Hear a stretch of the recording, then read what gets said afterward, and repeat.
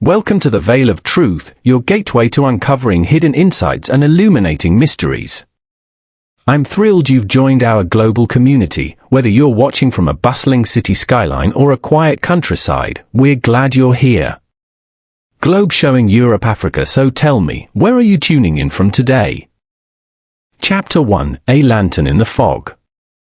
Hercule Poirot had always believed that seaside villages promised tranquility.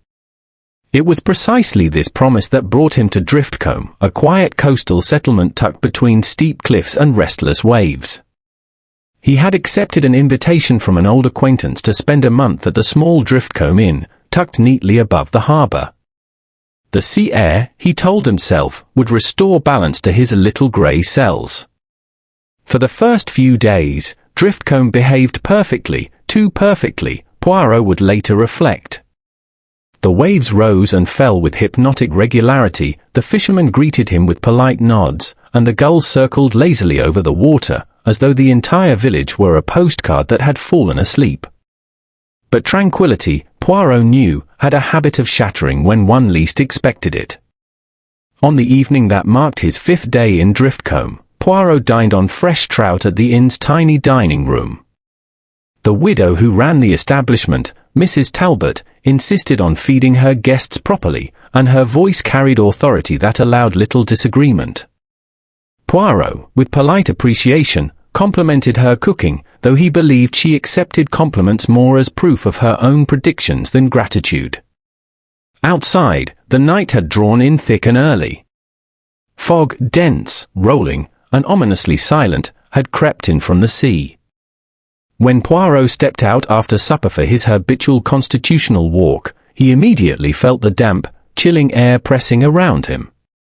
The faint glow of gas lamps along the street cast small islands of light into the murk, leaving the space between them clouded in grey mystery.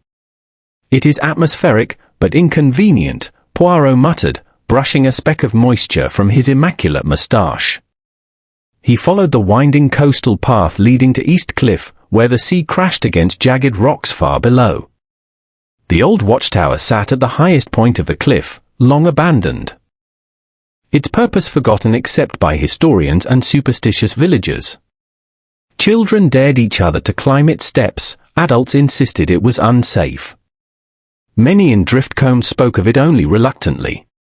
Poirot, curious as ever, had planned to visit the tower in daylight. Tonight, however, he merely intended a brief walk to stretch his limbs. Yet the fog had other intentions. About halfway along the path, a faint orange flicker caught Poirot's eye. He paused. The fog swirled in strange patterns, revealing then concealing a distant light. Poirot narrowed his eyes. A lantern, undoubtedly a lantern, was glowing from the top of the supposed abandoned watchtower. "Mais ouï," he whispered. "I knew this holiday was too peaceful." He stood perfectly still, observing with keen focus. The lantern flame was not steady, it swayed gently, as though carried by a hand rather than placed on a surface. At one moment it seemed to move, at another, it vanished behind the fog before flaring into view again. Poirot felt the stirrings of curiosity grow warm within him. The watchtower had no caretaker, no official visitor, no legitimate reason for illumination. And yet, there it was, a beacon in a place declared empty. Then, without warning, the light vanished altogether, snuffed out, extinguished, or carried away into darkness. Poirot's heart quickened, but not with fear. Rather, anticipation. At that same moment, a shrill, piercing cry tore through the fog. It was the unmistakable sound of a human voice, high, sharp, and filled with distress. The cry echoed off the cliffs, carried by the wind until it faded into the roaring sea below. Poirot did not hesitate. His polished shoes clicked rapidly on the path as he advanced toward the tower, though his footing was cautious on the damp stone. The fog reduced his visibility to a mere few feet, but the direction of the cry had been unmistakable. It moved with the wind. Poirot felt a surge of cold air from within, as though the building itself exhaled. "Anyone here?" Poirot called gently into the void. No answer. Only the distant echo of waves crashing against the rocks below. Poirot stepped closer. The ground around the entrance was uneven, scattered with pebbles and coarse grass. It was there, glinting under the weak glow of Poirot's pocket torch, that he noticed something out of place. A silver cufflink. Poirot bent down, retrieving it delicately between his fingertips. It was heavy, expensive, engraved with the initials AL. The craftsmanship struck him as refined, likely custom-made. Instantly, his mind began to assemble possibilities. Someone had been here. Someone with taste, or wealth, or both. Someone who had perhaps fled in haste. Or someone who wished to leave behind a message, a signature, too obvious for Poirot's liking. He pocketed the cufflink carefully. The tower door creaked again, this time with the distinct sound of metal shifting with pressure. Poirot's eyes snapped toward the noise, but the darkness inside remained thick and unyielding. He stepped 1 foot across the threshold, shining his torch into the cold interior. Old stone steps spiraled upward, the shadows seemed to cling to them. But Poirot felt no immediate movement, no presence, no breath other than his own. Whoever was here, he murmured, they are gone now. Vanished like the lantern light. He scanned the ground once more, noticing subtle scuff marks near the entrance. They were fresh, too fresh to belong to tourists or children. The footprints, though faint, suggested someone had run. Poirot stepped back, thoughtful. A stranger's cry, a hidden lantern, an abandoned tower, a dropped cufflink. It was a puzzle laid out in the fog, a challenge whispered by the night itself. The holiday, Poirot sighed lightly, it ends here. There was no mistaking it. Where others found fear in the fog, Poirot had found a mystery. And as always, mystery had found him. With the cufflink secured in his pocket and a spark of determination lighting his eyes, Hercule Poirot turned back toward Driftcombe Inn, knowing his quiet seaside retreat had just transformed into something far more intriguing. Chapter 2: The Residents of Driftcombe. The morning after the strange events at the Watchtower dawned with deceptive brightness.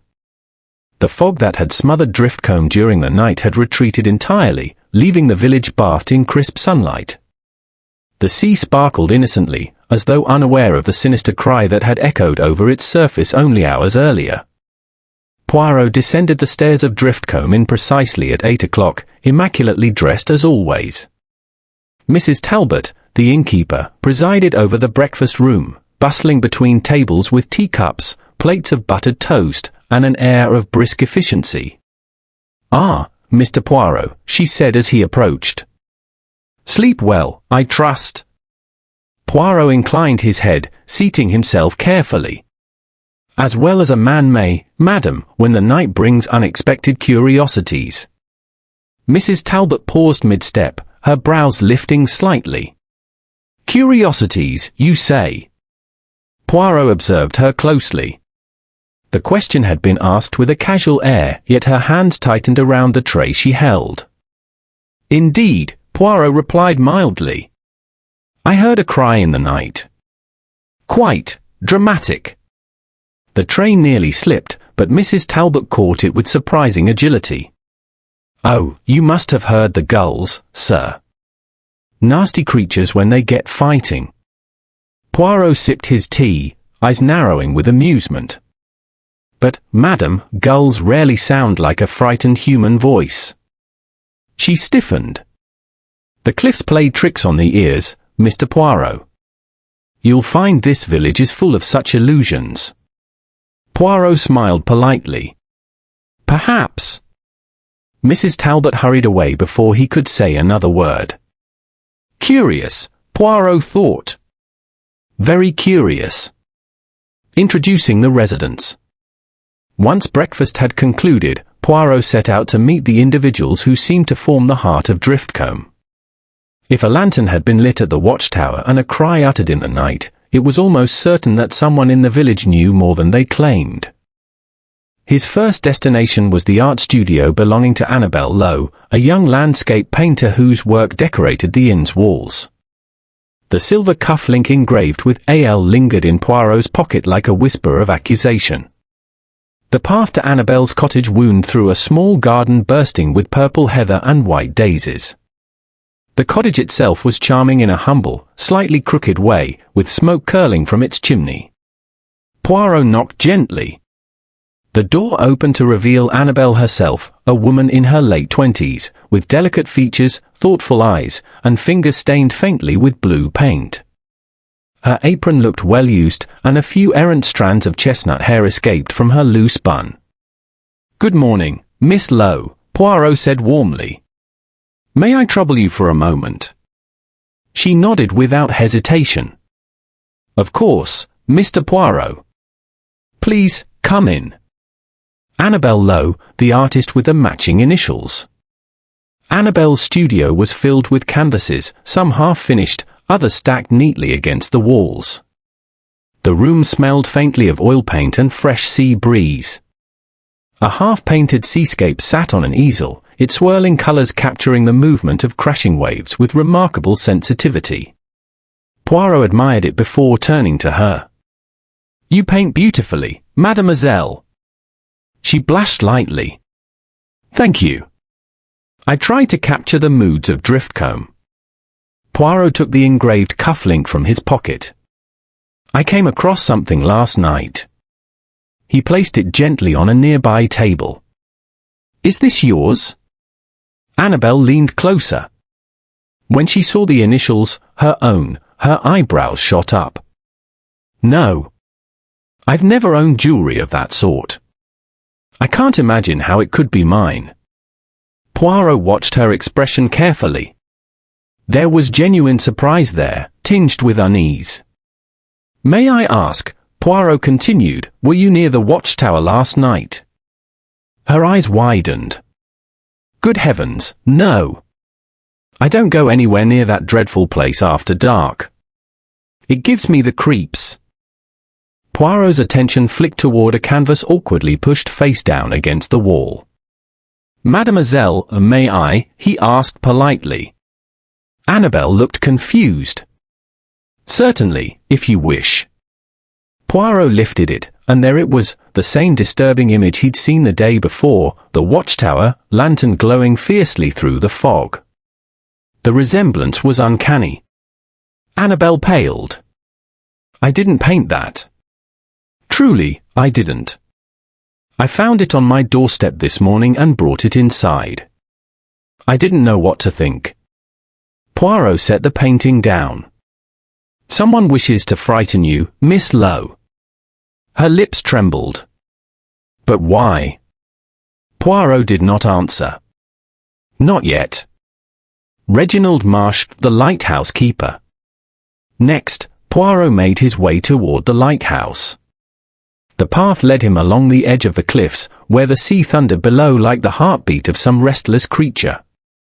Driftcombe's lighthouse sat tall and white against the sky, shining even in daylight.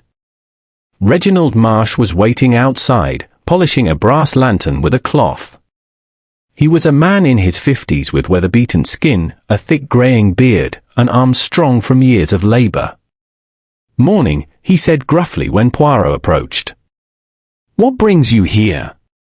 Poirot gestured toward the lantern in Marsh's hands. "An object of fascination to me, these lanterns."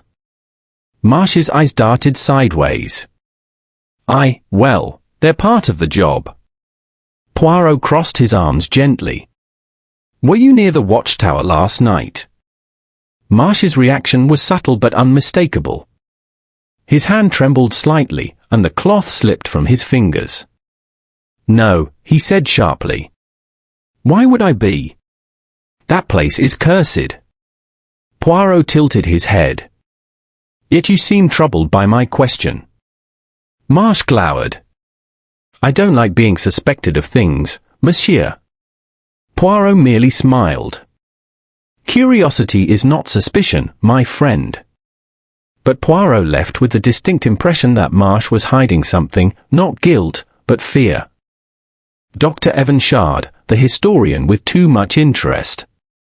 The final stop of the morning was the home of Dr. Evan Shard, a visiting historian who had arrived in Driftcombe only a few weeks prior. His cottage was close to the cliffs, cluttered with piles of papers and maps. Dr. Shard himself was a slender man with spectacles perched precariously on his nose. "Ah, Mr. Poirot," he greeted, waving him inside. "I hear you are taking an interest in our old Watchtower." Poirot raised an eyebrow. "Word travels quickly here." Shard chuckled nervously. "Small village, you understand." Poirot's sharp eyes fell on a map pinned to the wall. A fresh tear ripped through the section showing the Watchtower. "You're researching local history?" Poirot asked. Shard nodded enthusiastically. "Oh yes, indeed. The Watchtower was once used by smugglers. Very dramatic stories, hidden tunnels, coded lantern signals, secret meetings." "Lantern signals," Poirot repeated softly. Shard froze for half a second too long. The man knew something. A drawer beside him was half closed, a glimmer of metal visible within. A key, long, rusted, oddly shaped like a tower lock. Poirot said nothing, but his mind stirred. The village of secrets. As Poirot walked back toward the inn, he reflected on the morning's encounters. For individuals, each connected to Driftcombe's past and present. Annabel Lowe, frightened, honest, yet targeted. Reginald Marsh, fearful, secretive, holding more guilt in his eyes than in his actions. Dr. Evan Shard, curious, evasive, hiding knowledge. Mrs. Talbot, composed, but only at the surface. They formed the delicate web of Driftcombe. And Poirot knew that somewhere within that web lay the secret of the lantern in the fog. Chapter 3, The Painting That Should Not Exist. Hercule Poirot returned to Driftcombe in that afternoon with a brisk walk along the cliffside path. The wind whipped around him, carrying the sharp scent of salt and the faint tang of seaweed. He clutched the silver cufflink in his hand, turning it over as he walked. Its presence felt heavier now than it had in the fog of the previous night. A symbol, a message, or a warning? Poirot could not yet say. But one thing he knew with certainty, someone had planned for it to be found. As he reached Annabel Lowe's cottage, he noticed her small garden had been disturbed. Footprints in the soft earth traced a looping path around the flower beds, leading to the back gate. Poirot's brow furrowed. Whoever had visited last night had taken care to remain unseen, yet left this tiny clue, perhaps unintentionally. Annabel was waiting in her studio when he arrived, standing in front of her half-finished seascape. She seemed restless, her blue-painted fingers twisting a brush as though unsure what to do with it. The painting of the Watchtower, the one he had discovered yesterday, was propped carefully on a small easel in the corner. Its presence now seemed more menacing than before, a silent accusation. "Good afternoon, Miss Lowe," Poirot said politely. "May I?" "Of course," she replied. "I have barely slept." And then this, she gestured vaguely toward the painting. Poirot stepped closer, examining it carefully. The image was meticulous. The tower stood stark against a swirling grey sky, the lantern blazing defiantly amid the mist. The brushwork was bold, almost aggressive, and in the lower corner of the canvas, faintly scratched into the paint, were the initials AL, Annabel Lowe's initials. Poirot's eyes twitched in subtle amusement. "Mademoiselle, you have told me this is not your work." Annabel nodded quickly. "I swear it is not. I do not know who could have left it. I found it this morning on my doorstep, half covered by seaweed. I could hardly believe it was real." Poirot's keen gaze scanned the painting, taking note of every detail, the streaks of black in the clouds, the texture of the brushwork, and the scratches of the initials themselves. "Observe, mademoiselle," he said softly, "these strokes are confident, made by a hand unfamiliar with your style." And yet, how deliberate. A warning, perhaps, but clever enough to appear as a threat. Annabel shivered slightly. A threat? But I cannot imagine. I have no enemies. Poirot tapped his moustache thoughtfully.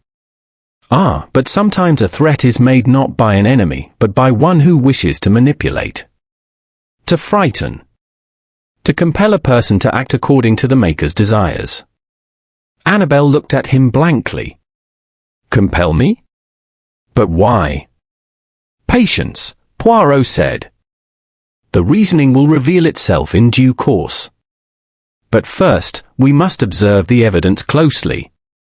He circled the painting, his gaze meticulous.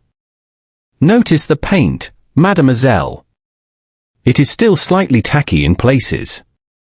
Fresh, but handled. This tells me the painting was prepared hastily, yet with purpose. Someone knew you would find it. Annabel stared, her face pale. Someone knows me? But who? Poirot's eyes flicked toward the back of the studio. And what of these? He gestured toward her other canvases stacked against the wall. None of them resembles the work left outside. The style is distinct. Do you keep any other pieces hidden? Annabel shook her head. No. Only these. Poirot nodded. Very well. Then it is clear. This painting, this canvas, is an intrusion. And it is meant to frighten. Perhaps to test you. Perhaps to drive you from Driftcombe. Annabel's eyes widened. Drive me away? But why would anyone do such a thing? Poirot folded his hands neatly. Because, mademoiselle, you possess something valuable to them. A secret. A reputation. A piece of property. Or perhaps merely the convenience of your absence. He paused, letting his words hang in the air. And now, we must discover who finds advantage in your fear. Clues in plain sight. Poirot's gaze drifted across the studio.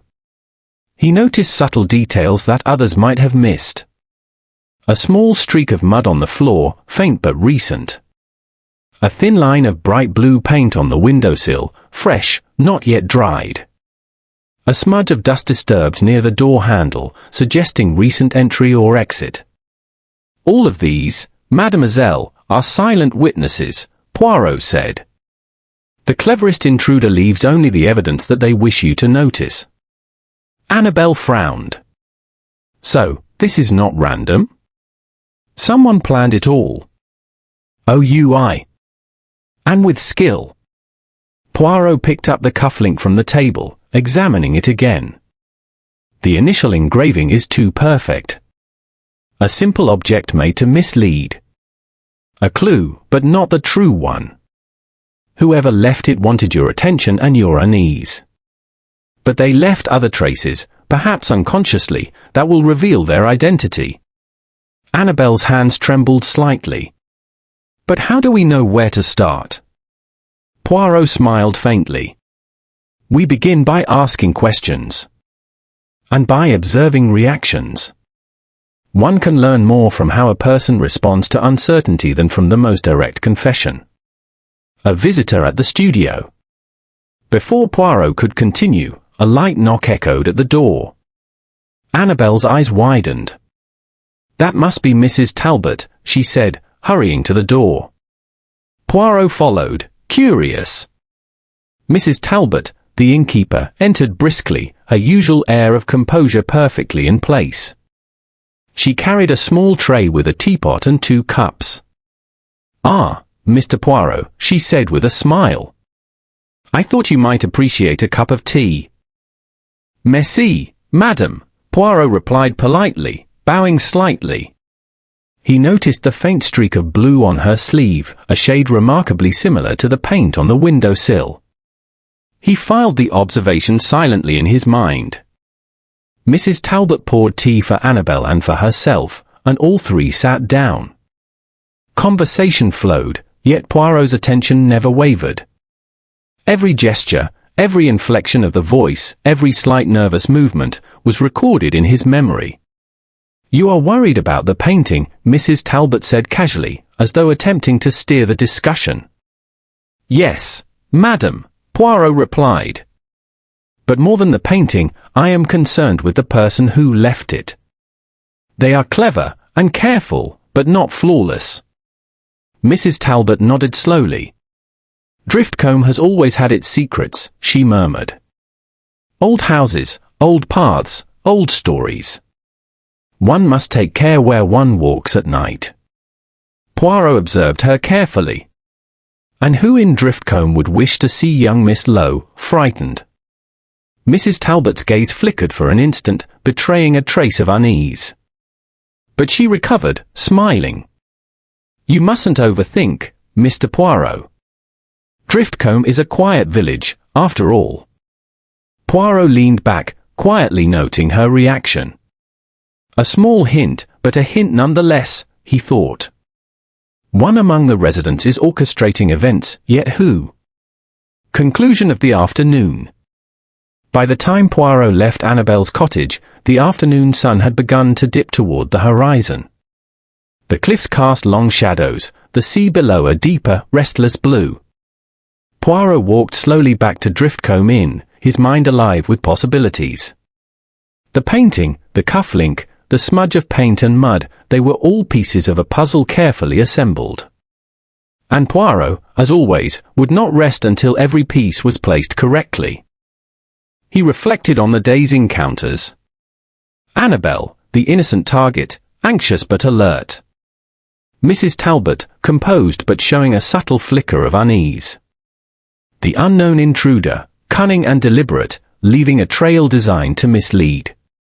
Yes, the Watchtower's lantern was only the beginning, Poirot mused. The true game has begun, and I must be ready for each move. And so, as the first stars began to appear over Driftcombe, Hercule Poirot walked through the village with calm determination, prepared to uncover the secrets hidden in the fog, the lantern, and now, the painting that should not exist. Chapter 4, Confessions at the Lighthouse. The morning air was sharp, carrying the scent of salt and seaweed, as Hercule Poirot made his way along the narrow cliffside path toward Driftcombe's lighthouse. Unlike Annabel Lowe's cottage, perched in a sheltered corner of the village, the lighthouse stood proudly against the wind, a solitary white tower surveying the restless waves below. Its narrow windows reflected the sunlight, and its tall iron door seemed to loom like a silent sentinel. Poirot approached carefully, polishing his shoes against the gravel as he walked. He had already noted that the lighthouse keeper, Reginald Marsh, was a man of habit and exacting standards. Observing such a person was rarely difficult, every movement revealed intention, every glance suggested thought. As Poirot arrived, he saw Marsh outside, polishing a brass lantern that gleamed in the sunlight. The older man was tall and broad-shouldered, with weather-beaten skin and a thick grey beard that appeared to bristle in the wind. His strong, calloused hands worked quickly, but Poirot's practiced eye noticed a subtle tremor in his right hand, a tremor that was too slight to be accidental. "Good morning, Mr. Marsh," Poirot said, bowing slightly. "I hope I am not disturbing your work." Marsh straightened and regarded Poirot with a guarded expression. "Not at all, sir," he replied gruffly. "I was merely tending the lanterns. They must shine properly, you know. Safety first." Poirot's gaze fell on the brass lantern in Marsh's hands.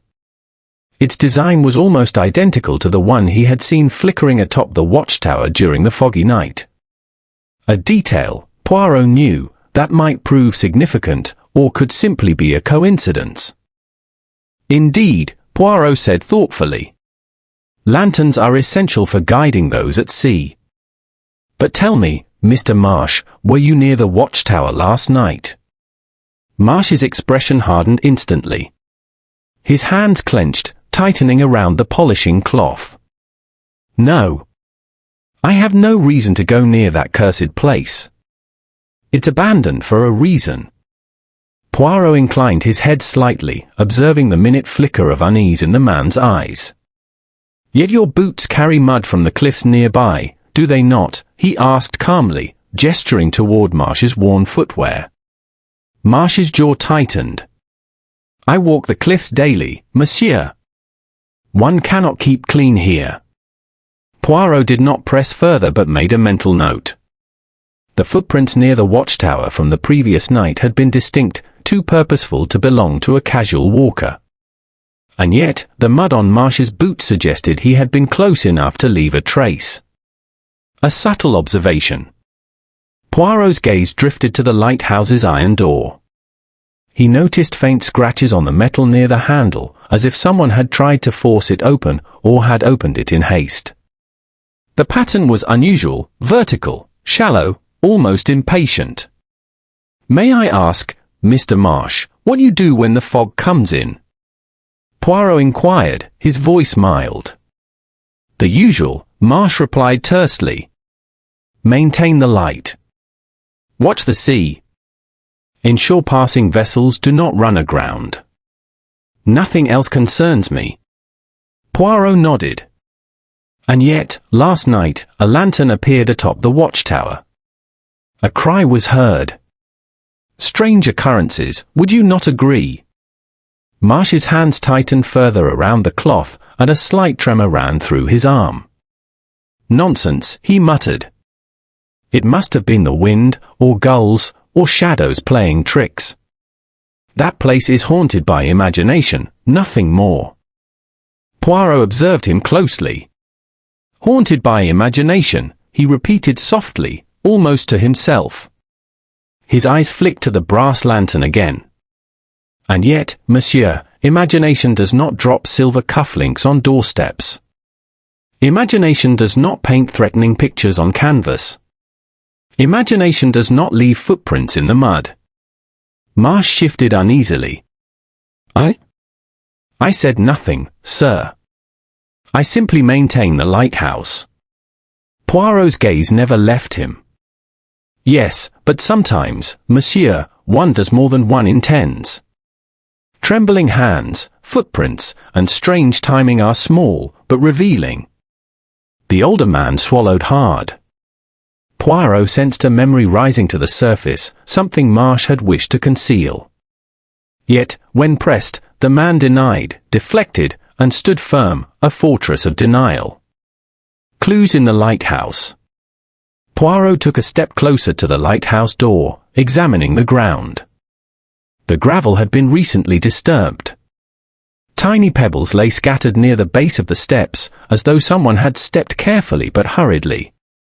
He noticed faint impressions that suggested barely one person had walked through this area last night, a detail easily missed by the casual observer. Tell me, Mr. Marsh, Poirot continued, are there any hidden paths along the cliffs? Paths unknown to the general public. Marsh's eyes narrowed. There are old paths, yes. But they are dangerous. They lead to nowhere but the rocks and the waves. Poirot nodded. Indeed. Yet someone might use such a path to avoid being seen. Perhaps someone visited the Watchtower in this fashion. The older man's jaw clenched, his hand brushing his beard nervously. Poirot noted the subtle tension in his shoulders.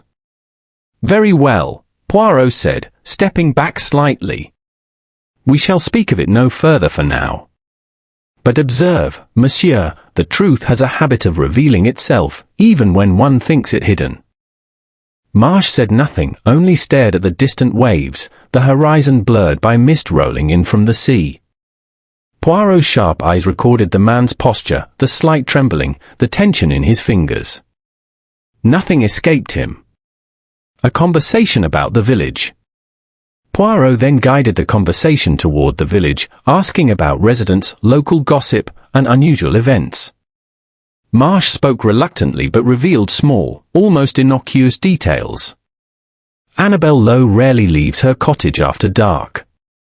Mrs. Talbot, the innkeeper, is known to take unusually long walks late at night, though she claims it is to check the village. Dr. Evan Shard, the historian, has been seen near the cliffs, often alone, sketching maps or examining rocks. Each of these observations seemed benign, but Poirot filed them carefully. Each could be used by someone clever to stage events at the Watchtower: an unseen lantern, a false cry, a painting left to frighten an innocent person. Marsh's own words betrayed both fear and caution. He feared being implicated, yet the intensity of his concern suggested he was not entirely innocent in having observed or encountered something unusual. A tremor of truth. Poirot finally addressed the elephant in the room, the tremor in Marsh's hands. "Tell me, monsieur, do you suffer from vertigo or weakness at times?" Poirot asked quietly. Marsh hesitated. Sometimes," he admitted, after a long pause.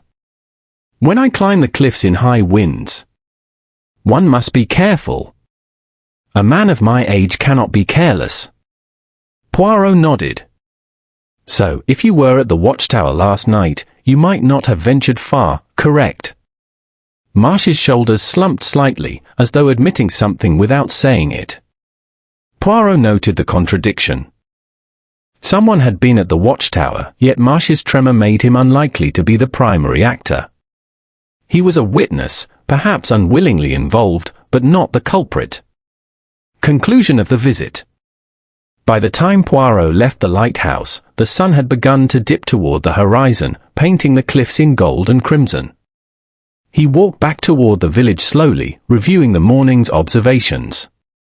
Reginald Marsh, fearful, evasive, likely innocent in the orchestration but involved indirectly. Annabel Lowe, the target of threats, unaware of who wishes her harm. Mrs. Talbot, present in the village at unusual hours, subtly uneasy. Dr. Shard, curious, inquisitive, possibly hiding knowledge. Poirot knew the puzzle pieces were falling into place, but not yet complete. The Watchtower's mystery, the flickering lantern, the crying sounds, and now the lighthouse keeper's subtle confessions painted a picture of deliberate manipulation. Someone in Driftcombe sought to frighten, mislead, and control. And Poirot, as always, would discover exactly who and why. As the wind tugged at his coat and the gulls wheeled above, Poirot smiled faintly. The game had become more intricate, the players more revealed. Soon, he would see the invisible strings connecting them all. Yes, he thought, and when I do, the truth will emerge as brightly as a lantern in the fog. Chapter 5: The Historian's Secret. The following morning dawned grey and restless, with clouds dragging themselves low across the cliffs. Poirot, as always punctual, left Driftcombe in shortly after sunrise, his polished shoes crunching against the gravel path. Today he intended to visit Dr. Evan Shard, the historian whose sudden arrival in the village had coincided with the strange events at the Watchtower. Dr. Shard's cottage was perched perilously close to the cliffs, a low, square building of weathered stone. From the outside, it appeared disorganized. Piles of books, papers, and sketches littered the small garden, weighed down by stones to prevent them from blowing into the wind. Poirot approached with his characteristic calm, the silver cufflink and the painting still vivid in his mind. The historian and his clutter. Shard opened the door before Poirot could knock. A slender man with spectacles perched precariously on the bridge of his nose, he greeted Poirot with an almost forced enthusiasm. "Ah, Mr. Poirot.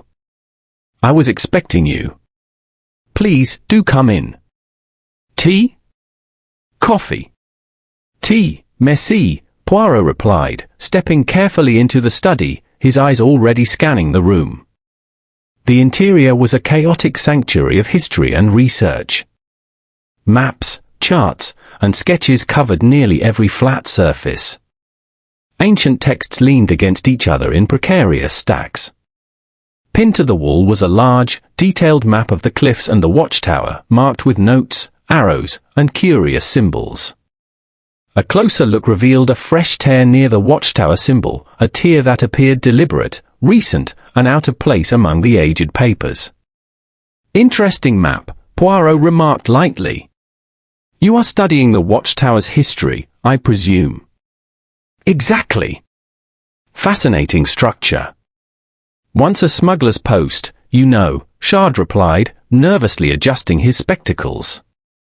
"The lanterns, the signals, the secret paths. Oh, the stories one could write." Poirot's sharp eyes swept the room, noting small, yet significant details. A drawer slightly ajar, containing what appeared to be keys. One key, long and slender, had a shape oddly similar to the type used to lock old tower doors. Fresh footprints in the dust, leading from the doorway to a stack of papers, suggesting recent, hurried movement. Smudges of dirt along the floorboards, different from the mud seen near the cliffs.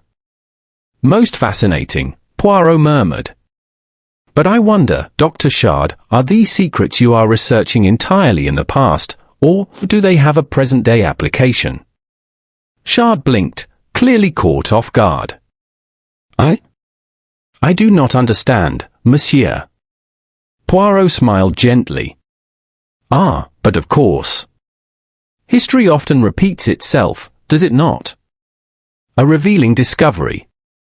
Poirot's attention returned to the torn map. The tear was precisely along a line connecting the Watchtower to a hidden cove along the cliffs, a path unknown to most villagers. He traced it with his finger, noting the subtle, deliberate markings. "Tell me, Dr. Shard," Poirot said casually, "have you ever explored the hidden paths near the Watchtower?" Shard shifted uncomfortably. I have been cautious. Dangerous cliffs. Very easy to slip. One must take care." Poirot raised an eyebrow. "And yet you have keys that might open doors in the tower itself. How curious." Shard's lips pressed into a thin line. "Keys? Oh, those, merely copies of historic locks I am documenting. I assure you, they are of no practical use." Poirot's eyes twitched. "Copies, yes, but one might wonder why they remain within reach of someone eager to explore cliffs at night." Shard coughed nervously, adjusting the spectacles again. I am careful, monsieur. I mean no mischief." Poirot noted the hesitation, the slight tilt of the head, the sharpening of the gaze, and filed it quietly. Everyone who spoke carefully in Driftcombe had reasons to hide. The stranger among locals. As they moved to sit for tea, Poirot observed Shard more closely. There was an unnatural tension in the man's posture, his hands fidgeted with a pen, tapping rhythms against a stack of papers. "Dr. Shard," Poirot said, "you are very interested in the Watchtower. But tell me, do you know any of the villagers well?" Shard frowned. "Well, not particularly. I have exchanged pleasantries, of course. But I am here for research, not social matters." Poirot's gaze softened. "Ah, yes, research, monsieur. But it is curious that the one person most interested in the Watchtower arrives precisely when a strange lantern appears, accompanied by cries and mysterious footprints. Coincidence, perhaps?" Shard's lips tightened. I do not control the cliffs. I merely observe. History speaks to me, Monsieur Poirot. That is all." Poirot's eyes twinkled. "History often speaks to many in different ways. Some listen, some manipulate." Shard glanced nervously toward the door as if measuring the distance to escape the probing conversation. Poirot remained still, smiling faintly, unhurried. His method was simple: let the person reveal themselves in the tension between words and actions. Subtle clues emerge. Poirot's attention returned to the small details scattered around the room. A fresh layer of dust had been disturbed near a pile of papers. A recent visitor, or the historian himself working in haste. Faint marks on the window frame indicated a cloth had been dragged across hastily, perhaps to hide something. The key set in the open drawer suggested access to the tower, but who had used it last? "Dr. Shard," Poirot said casually, "these keys, are they duplicates, as you claim? Or might they fit the very doors of the Watchtower?" Shard's hand froze on the pen. "Monsieur, I assure you, duplicates. Historical interest, nothing more. Poirot's gaze softened, yet sharpened at the same time. He could feel the rhythm of the man's words against the rhythm of his thoughts. A careful observer would notice Chard's story was consistent but lacked conviction. Someone meticulous had prepared the excuse. Poirot sipped his tea, silent for a moment. You know, Monsieur, Driftcombe is a village of secrets. Everyone watches everyone else. Some, more carefully than others. Yet the truth has a habit of revealing itself, like lantern light in the fog. Chard's hand trembled slightly, and he looked away. Poirot's mind stored the motion quietly, another subtle clue. The historian's fear. Poirot leaned forward, voice soft but incisive. Tell me, Dr. Chard, have you ever heard a cry near the cliffs at night? Perhaps when the fog is heavy. Chard's face paled slightly. I may have. The cliffs are dangerous. Sometimes travelers, or birds, the wind carries sound strangely. That is all. Indeed, Poirot said, smiling faintly. And yet, the timing is precise, is it not? A lantern atop the abandoned tower, a cry, a painting left to frighten, too many coincidences, n'est-ce pas? Chard swallowed, unable to answer immediately. His spectacles reflected the grey light from the clouds outside, hiding the fear in his eyes. Poirot observed every nuance, the twitch of a lip, the tightening of a jaw, the almost imperceptible clenching of hands. Someone wanted to stage events, create fear, misdirect attention. The historian's research was useful, but not entirely innocent. He had discovered the hidden path near the Watchtower, seen the lantern signals, and now knew more than he admitted. Poirot made no accusation. Instead, he filed the evidence silently in his mind. Chard was not the culprit, yet he had unwittingly come dangerously close to aiding the manipulations. Departure and reflection. By mid-afternoon, Poirot took his leave. The sky had darkened slightly, clouds heavy over the cliffs. He walked back toward the village, his steps measured, mind alive with new insights. Dr. Chard, knowledgeable, secretive, a potential unwitting accomplice. Reginald Marsh, fearful, hesitant, likely not the instigator. Annabel Lowe, the target, innocent, manipulated by an unseen hand. Mrs. Talbot, enigmatic, observant, her motives still unclear. The puzzle pieces were slowly assembling. The Watchtower's lantern, the strange cry, the cufflink, the painting, and now the historian's secrets, they were all part of a careful design, orchestrated with cunning intelligence. Poirot paused at the edge of the cliffs, staring out at the restless sea. Ah, yes, he murmured softly. The game becomes ever more intricate. The players move, deliberately or not. But I, Hercule Poirot, shall uncover the hidden threads. And when the time comes, all shall be revealed, like lantern light piercing the fog. With a measured stride, he returned to Driftcombe Inn, ready to continue his methodical investigation into the mystery of the Whispering Lantern. Chapter 6, The Lantern Strikes Again. The evening had fallen over Driftcombe with an almost theatrical suddenness. The sun had dipped behind the cliffs, leaving the village bathed in a cool, silver light, and the first stars began to appear, sharp and distant in the clear sky. The sea, which had seemed so tranquil during the day, now heaved and roared, the waves crashing against the jagged rocks below in a rhythm both violent and hypnotic.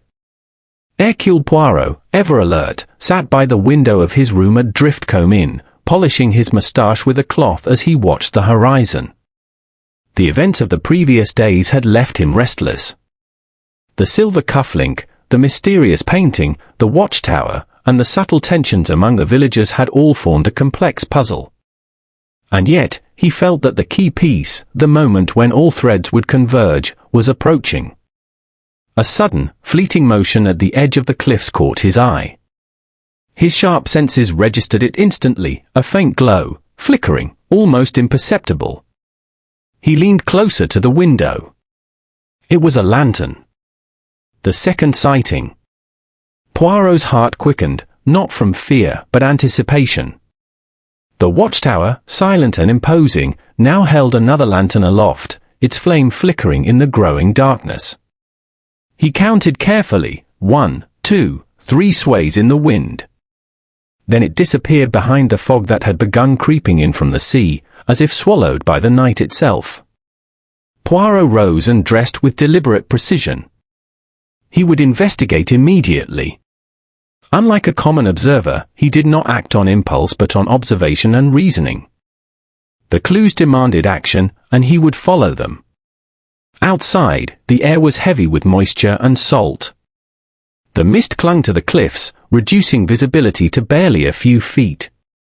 The only sounds were the roar of the sea and the distant call of gulls. Poirot's polished shoes made crisp, deliberate clicks on the gravel as he followed the path toward the watchtower.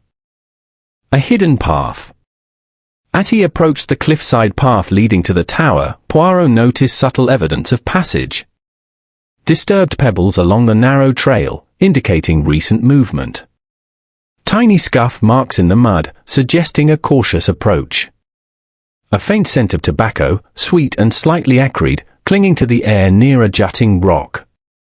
Poirot's sharp mind catalogued every detail. Whoever had lit the lantern was careful, but human habits leave traces. Even the most cautious intruder cannot escape entirely.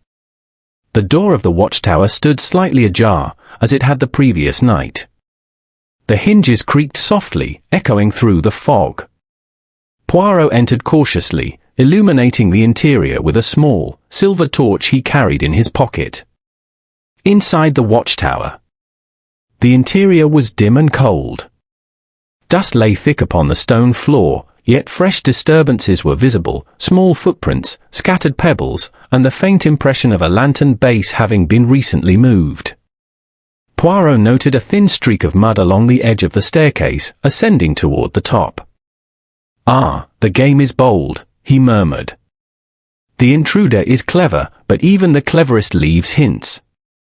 He climbed the spiral steps carefully, noting the faint smell of tobacco intensifying with each step. At the top, he found the lantern, extinguished now, its glass fogged and damp from the night air. Beside it lay a folded note, weighted with a small stone. Poirot picked it up, examining the handwriting. Elegant, deliberate, yet slightly uneven. "Not all that glimmers is safe. Watch closely, or you may lose more than light." Poirot's eyes twitched with satisfaction. This was a deliberate warning, but from whom? He carefully placed the note in his pocket. Whoever had left it wished to unsettle, to test him, to see how he would react. A mysterious visitor. As Poirot descended the stairs, he heard a rustle outside the tower door. Stepping cautiously into the mist, he glimpsed a figure retreating along the cliffside path, a man cloaked in dark clothing, moving swiftly but deliberately.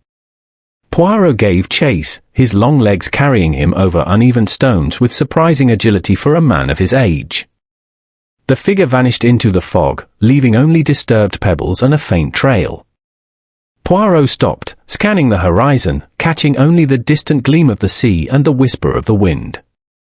"Aha," he muttered, "a clue, brief, yet revealing. One must follow the movement, not merely the object." He examined the trail carefully. The footprints were too small to belong to Reginald Marsh, too deliberate to belong to Annabel Lee. Poirot noted a faint indentation in the soil. A walking stick had been used. He filed the detail meticulously. Whoever had fled the scene had left a single, nearly imperceptible marker. The village responds. Poirot returned to Driftcombe Inn, his mind alive with speculation. The inn was unusually quiet. Mrs. Talbot greeted him with her usual composure, but Poirot noticed subtle tension in her hands as she poured tea. "Unsettling night, Monsieur Poirot?" she asked casually, though her voice betrayed a hint of concern. "Indeed, madam," Poirot replied lightly. "The watchtower reveals more than architecture. It holds secrets, shadows, and the cunning of men. Mrs. Talbot's eyes flickered toward the window. Driftcombe is a quiet village. People should not meddle where they are unwelcome. Poirot's eyes twitched in acknowledgement. Ah, madam, but meddling is often necessary when danger approaches. And sometimes danger is unseen until one observes carefully. She said nothing further, pouring tea with steady hands. But Poirot noted the slight quiver in her fingers, a subtle clue he stored for later consideration. Reflections on the mystery. Sitting by the fire with his tea, Poirot considered the events of the past few days. The first lantern and the mysterious cry. The silver cufflink engraved with AL, found near Annabel Lowe's cottage. The painting left on her doorstep, a threat in disguise. Reginald Marsh, fearful and evasive, yet not the main perpetrator. Dr. Shard, the historian, knowledgeable but not entirely forthcoming. The second lantern, extinguished, and the folded note, clearly deliberate and calculated. Poirot's mind worked methodically, analyzing each fragment. Red herrings were present, the intruder's small size, the faint tobacco scent, the walking stick impression. Each detail had a purpose, a clue, or a distraction. "It is as I suspected," Poirot murmured softly. "The intruder wishes to frighten, to manipulate, and to hide the true aim. They leave traces, careful, misleading traces, but one cannot fool the little grey cells. No, no, there is a design here, a pattern visible only to the observant." He reflected on the villagers' behaviours. Mrs. Talbot, composed yet subtly anxious. Annabel, frightened but intelligent. Marsh, cautious. Shard, secretive. One among them, or perhaps an outsider manipulating them all, was orchestrating the events. A subtle threat. As Poirot prepared to retire for the night, a knock sounded at his door. A small envelope, sealed with dark wax, had been slid under the frame. Poirot picked it up with gloved hands. Inside was a single card, handwritten in the same elegant, uneven script as the note from the Watchtower. "Observe closely. The light will reveal all." Poirot's eyes twitched. It was not a threat in the usual sense, it was a challenge. Someone clever, calculating, and daring, inviting him to follow, to observe, and to solve the puzzle. He sat quietly, reviewing the day in his mind.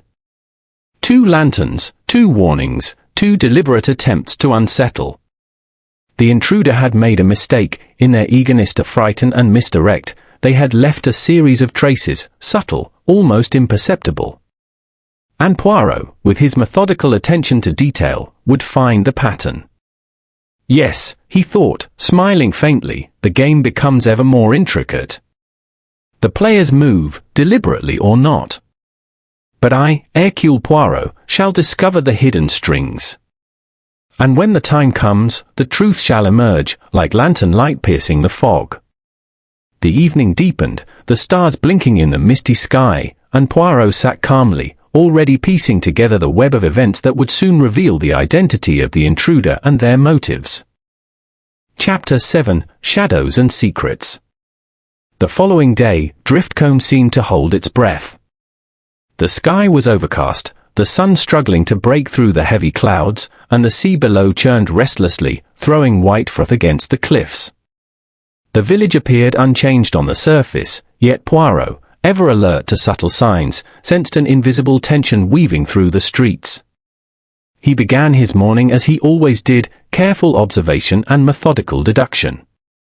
Each resident of Driftcombe now carried a shadow of suspicion in his mind, though none had yet revealed their hand completely.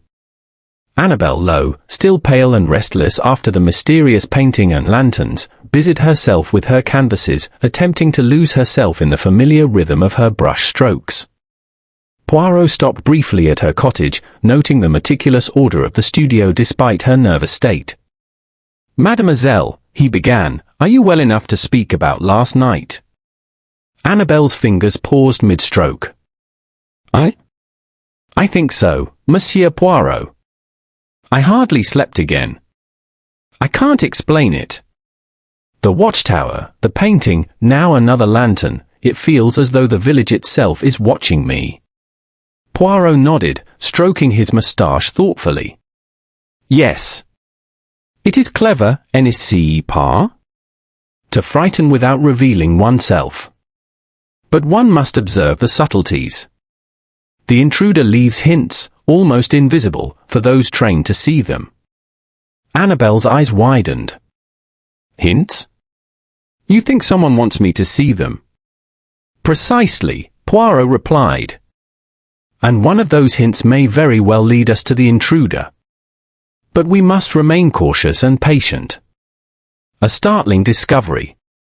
As Poirot made his way toward the cliffs, he was met with hurried voices and the sound of feet on gravel.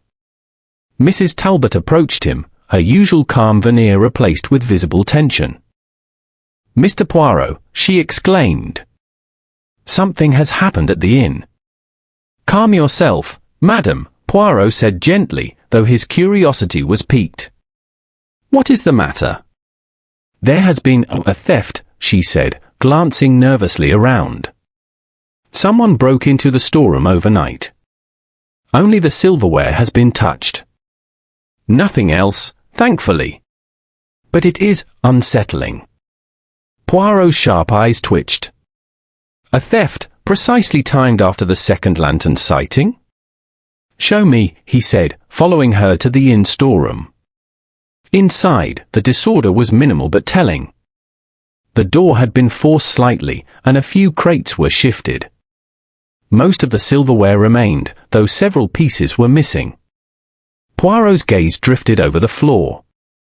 A faint trail of mud led away from the door, tiny and deliberate, toward the side exit that opened onto a narrow alley behind the inn. Notice, Poirot said softly, the intruder left clues, albeit faint ones. Footprints, disturbances, all carefully designed to mislead. But the path, it is deliberate. Someone intends for us to find, or think we have found, the trail. Mrs. Talbot wrung her hands. Do you think it is connected, the lanterns, the painting, the cufflink? Poirot nodded. Most certainly, madam. All events are orchestrated by the same hand. The question is, who? Following the trail. Poirot followed the faint trail, careful not to disturb any additional evidence. The alley led him to a small, unused boathouse near the cliffs. The structure was weathered and abandoned, the door hanging loosely on its hinges.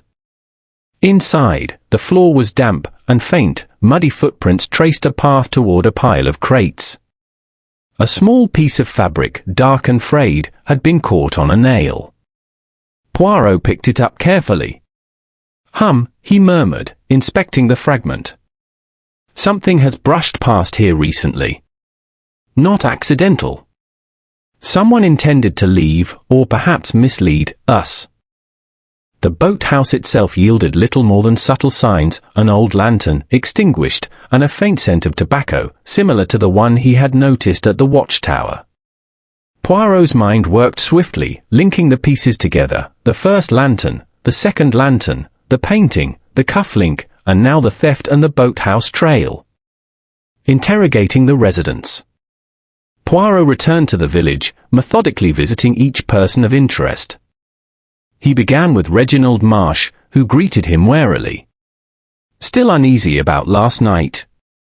Poirot asked, noting the faint tremor in Marsh's hands. Marsh grunted. I don't meddle in village affairs, monsieur. I tend the lighthouse, as always. And yet, Poirot continued, you are aware of the paths near the cliffs, are you not? Marsh shifted uncomfortably. I know the paths. Dangerous, that's all. Nothing more. Poirot nodded thoughtfully, filing the subtle hesitation. Marsh was cautious, hesitant, but likely not the mastermind behind the events. Next, Poirot visited Dr. Evan Shard. The historian greeted him nervously, glancing toward the maps pinned on his walls. Dr. Shard, Poirot began, has anything unusual occurred near the Watchtower during your research? Shard's lips pressed into a thin line. I've observed lanterns from a distance, but I do not approach. I am here to study history, not create disturbances. Poirot raised an eyebrow. And yet, your maps, keys, and observations, they could allow someone to plan events unnoticed. Shard hesitated, clearly conscious of Poirot's scrutiny. I suppose, if someone wished to misuse information, they might, but I myself would not. Poirot observed the reaction, noting the subtle signs, a flicker of worry in the eyes, a slight clench of the fingers. Shard was cautious, aware, yet not the orchestrator. Finally, Poirot visited Mrs. Talbot. She offered tea, her calm composure slightly strained. Monsieur Poirot, she said quietly, the village is restless. Everyone fears the Watchtower, the lanterns, and now the theft. Poirot nodded. And yet, madam, fear can be manipulated. It is a tool often used by those who wish to control others. Her eyes met his, sharp and calculating. Poirot noted the subtle tension, the hidden knowledge. A clue? Perhaps. A hidden pattern emerges. Returning to Driftcombe Inn, Poirot reviewed the evidence. He traced the connections in his mind. The cufflink, a personal clue meant to unsettle Annabelle. The painting, a direct psychological threat. The lanterns, signals, warnings, or distractions. The theft, a diversion, or a test of attention. The boathouse, a temporary staging point. And among the residents.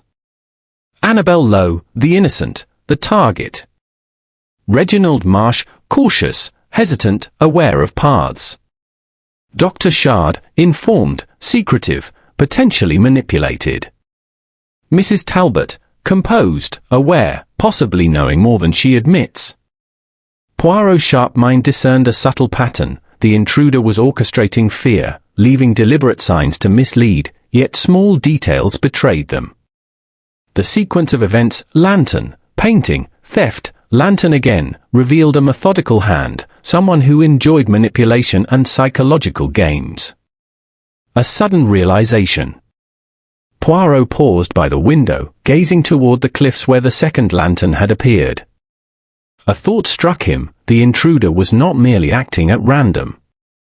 Each action had a precise timing, coinciding with the villagers' routines, ensuring that the maximum effect of fear would be achieved. He considered the residents once more. Marsh, the lighthouse keeper, hesitant and fearful. Shard, the historian, knowledgeable but cautious. Talbot, the innkeeper, composed yet slightly uneasy. Annabelle, frightened but intelligent. Poirot's sharp gaze rested on Mrs. Talbot. The innkeeper's subtle gestures, her quiet awareness of events before anyone else noticed, and her knowledge of the village's comings and goings, these were the marks of someone fully in control, yet careful to hide it. Ah, Poirot mused quietly, the game is clever, yes, but not clever enough for the little grey cells. The night ahead.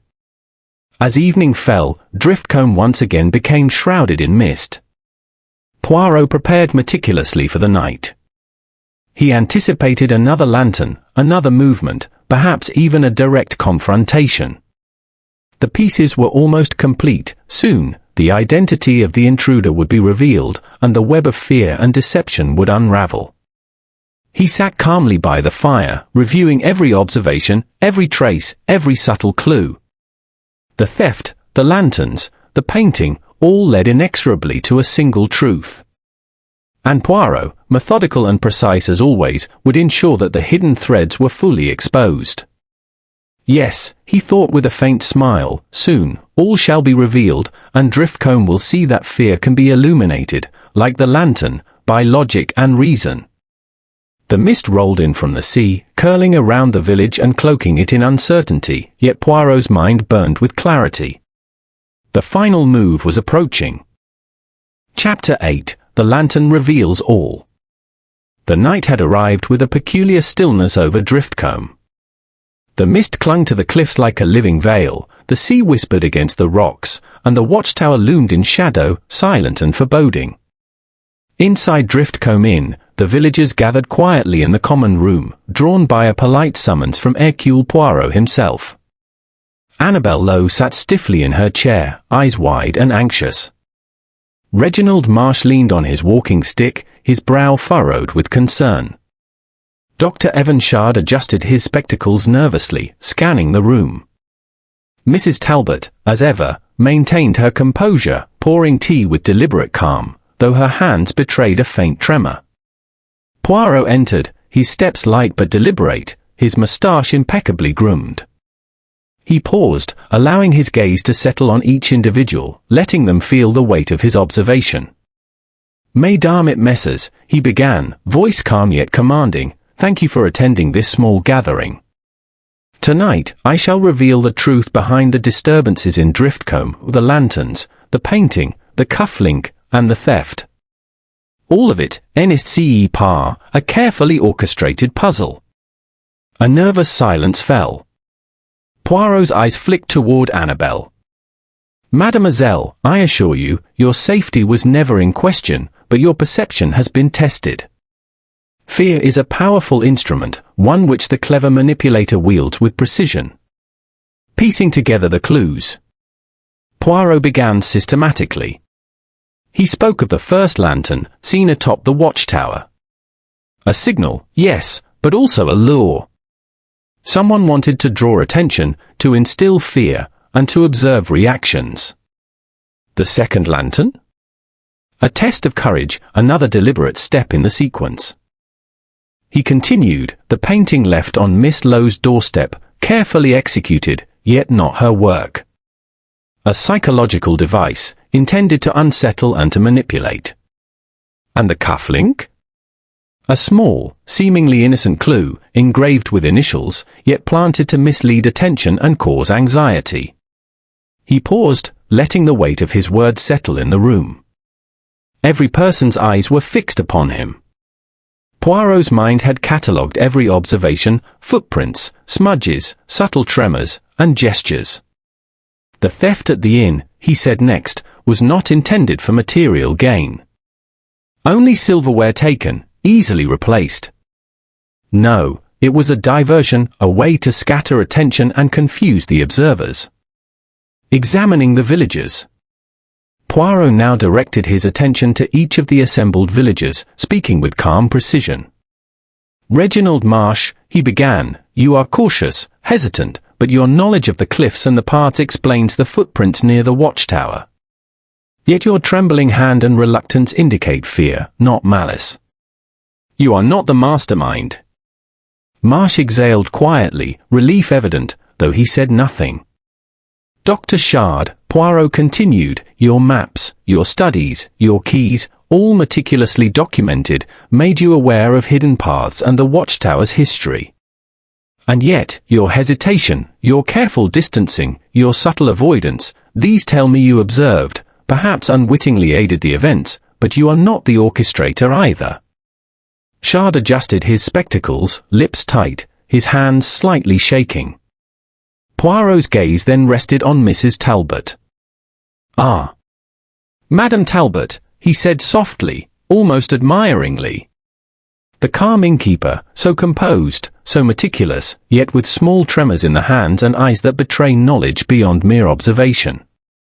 "Your movements are deliberate, timed perfectly with the events, and your knowledge of the village, the villagers' routines, and their weaknesses, this is the hand behind the scheme." Mrs. Talbot's composure faltered for a fraction of a second. Her eyes widened slightly, the faintest gasp escaping her lips, though she quickly masked it. Poirot's eyes twitched. "You, madam, have orchestrated the entire sequence. The lanterns, the painting, the cufflink, the theft, each a calculated step to frighten and manipulate Miss Lowe, and perhaps to measure the cleverness of others observing the events. The method behind the madness." Poirot explained the methodical intricacies. The first lantern atop the watchtower, a psychological lure, to create a sense of mystery and fear. The painting, placed on Annabelle's doorstep, designed to unsettle her and to test reactions. The cufflink, planted to direct attention to small, personal clues, creating a false sense of discovery. The second lantern, a test of courage, signaling to the observer and misdirecting any would-be interlopers. The theft, a diversion, designed to scatter attention and reinforce a sense of disorder. Poirot's voice was calm, precise, almost elegant, but each word carried the weight of irrefutable logic. "Madame Talbot," he said finally, "you have executed this plan to perfection, yet you made one small error. You left subtle signs, the slight tremor in your hands, the careful monitoring of each person's movements, your knowledge of the village routines, small, yet enough for the little grey cells to discern the truth. The motive." Mrs. Talbot's eyes flashed, and she finally spoke, her voice trembling but controlled. "Yes. I did it. But it was not for harm. I wanted to. I wanted to test her courage. Annabelle is too sheltered, too naive. I wished to see if she could endure fear, if she could act with reason when confronted with danger. And perhaps I wished to remind the villagers that appearances can deceive." Poirot nodded slowly, his expression unreadable. "Ah, the human mind is most fascinating, madam. You orchestrated fear as a lesson, not as malice. Yet the fear you instilled was real, and it is not for us to manipulate others' emotions without care." He gestured gently to Annabelle. "Mademoiselle, you have faced threats both real and imagined. You have observed, you have endured, and you have learned much. Courage, observation, and reason will always prevail over fear. The reveal of the smallest clues." Poirot turned his attention to the subtle details that had led him to the truth. The faint tremor in Mrs. Talbot's hands during the investigation. Her unusual awareness of each event before the rest of the villagers noticed. The way she guided attention subtly without overt interference. The precise timing of the lanterns, coinciding with the villagers' routines. All these details, Miss Amos, Poirot said, though slight, were enough for the little grey cells to uncover the truth. The hand that orchestrates fear leaves traces, however invisible they may seem. Mrs. Talbot lowered her gaze, a mixture of relief and acknowledgement in her expression. Resolution. Poirot concluded the evening by restoring calm to Driftcombe. The Watchtower, once a source of fear, now stood silent and harmless in the mist. Annabelle Lowe, reassured, felt a sense of triumph, not merely because the orchestrator was revealed, but because she had endured the trials without faltering. Poirot spoke quietly to the assembled villagers. "Remember, Miss Amos, the mind is the most powerful instrument. And those who seek to frighten often reveal themselves not through bold action, but through small, unconscious gestures. Observe carefully, trust your reason, and fear will always be conquered." As the villagers dispersed, Poirot stepped outside. The mist rolled in from the cliffs, the sea whispered beneath the stars, and the Watchtower's silhouette stood calm. Poirot's sharp eyes caught the glimmer of silver cufflink, safely returned, and the painting, now restored and safely kept. A faint smile touched his lips. Another mystery, intricate and twisted, had been unravelled. "Yes," he murmured softly, "the little grey cells have triumphed once more. Driftcombe is at peace. And fear, once illuminated by reason, is but a shadow fading in the light of understanding." Hercule Poirot, methodical and precise, adjusted his coat, polished his shoes against the gravel, and walked slowly back to the inn, another puzzle solved, another mind tested, and another victory of intellect over deception. The mystery of the Whispering Lantern of Driftcombe was resolved. Subtle psychological manipulation, clever misdirection, and meticulous observation had all been laid bare by the unmatched brilliance of Hercule Poirot.